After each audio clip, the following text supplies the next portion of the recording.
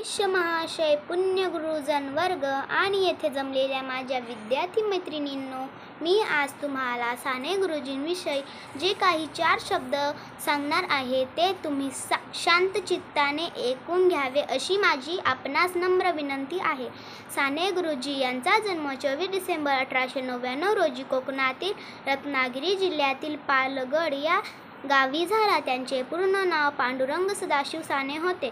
त्यांच्या आईचे नाव यशोदा होते. त्यांच्या आईने लहानपणापासूनच साने गुरुजींना चांगले संस्कार दिले होते.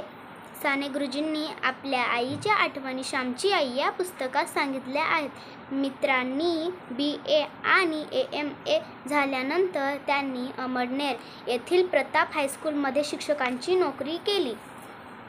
साने गुरुजी आपल्या शब्दांच्या जादूने संपूर्ण वर्गाच्या विद्यार्थींना मोहित करून सोडले व त्यांनी 1928 मध्ये विद्यार्थी नावाचे मासिक सुरू केले होते.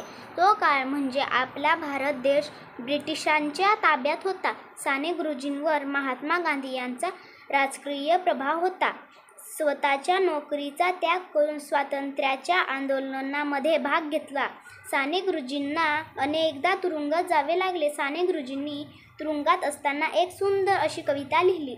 बलसागर भारत हो वो विश्वात शोभूनी राहो, राष्ट्रार्थ प्राण हे उरळे मी सिद्ध मरायला हो. विद्यार्थी मित्रांनो, ही कविता आपण मरेपर्यंत विसरणार नाही, कारण ही कविता राष्ट्रीय एकता, राष्ट्रसेवेची प्रेरणा देते. Thank you sir.